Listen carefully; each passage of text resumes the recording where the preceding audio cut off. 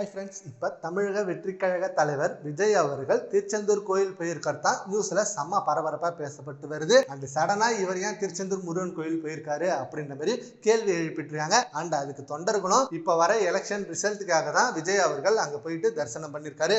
கண்டிப்பாக விஜய் அவர்கள் மிகப்பெரிய அளவில் வெற்றி காமிப்பாரு அப்படின்னு சொல்லி செம்மையா சப்போர்ட் பண்ணிட்டு இருக்காங்க. விஜய் அவர்கள் டிவிகே கட்சி ஆரம்பிச்சிலேருந்து இப்போ வரைக்கும் நிறைய சவால்களை எதிர்த்து அதை தாண்டியும் வந்துகிட்டு இருக்காரு. அண்ட் வெற்றியும் காமிக்கிறாரு. அண்ட் சில இடத்துல சில இன்னல்களும் சந்திக்கிறாரு.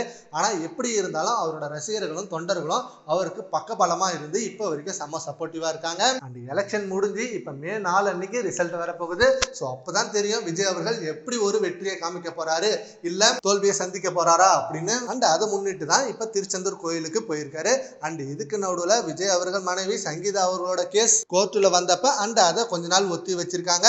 அண்ட் அது மட்டும் அப்பயே ஏதாவது தெரிஞ்சிருந்தா கண்டிப்பா விஜய் அவர்களுக்கு அது இன்னமும் ஒரு இன்னல்களா தான் மாறி இருக்கும். அண்ட் அது தள்ளி போனது அரசியலுக்கு வாழ்க்கைக்கும் அண்ட் அவரோட சினிமா வாழ்க்கைக்கும் கொஞ்சம் டைம் கிடைச்சிருக்கு. ஆனா இதுக்கு நடுவுல சோசியல் மீடியால இதை பத்தி அதிகமா பேசுறது ஜேசன் சஞ்சய் வாழ்க்கையும் விஜய் அவர்களோட மகள் வாழ்க்கையும் பத்தி தான். இவங்க ரெண்டு பேருமே நல்லா வளர்ந்துட்டாங்க. ஸோ இந்த நேரத்துல இவங்க டிவோர்ஸ் பண்றதுன்றது ஒரு மிகப்பெரிய தப்பான விஷயம். விஜய் அவர்கள் ஒரு சினி இண்டஸ்ட்ரியிலும் சரி அண்ட் ஒரு பொது வெளியிலும் சரி ஒரு மிகப்பெரிய அளவுல ஒரு நல்ல மதிப்புல இருக்கிற ஒருத்தர்.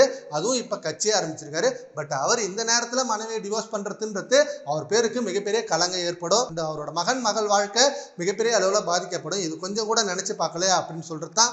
அண்ட் அதுக்கும் கண்டிப்பா ஏதாவது ஒரு முடிவு இருக்கும். ஜேசன் சஞ்சய் ஆல்சோ அவரோட லைஃபை பார்க்க ஆரம்பிச்சிட்டாரு. ஃபர்ஸ்ட் படத்தை டைரக்ட் பண்ணி முடிச்சிட்டாரு. படத்தோட ரிலீஸ் டேட்டுக்காக வெயிட் பண்ணிட்டு இருக்காரு. அண்ட் அந்த படம் மிகப்பெரிய அளவில் வெற்றி பெற்றுச்சுன்னா கண்டிப்பா அவரோட சினிமா வாழ்க்கை வேற எங்கேயோ போயிடும். சரி, ஓகே ஃப்ரெண்ட்ஸ், இப்போ வரப்போற எலெக்ஷன் ரிசல்ட்ல விஜய் அவர்களோட வெற்றி சதவீதம் எவ்வளவா இருக்குன்றத நம்ம கமெண்ட் பாக்ஸ்ல கமெண்ட் பண்ணுங்க. Thank you friends.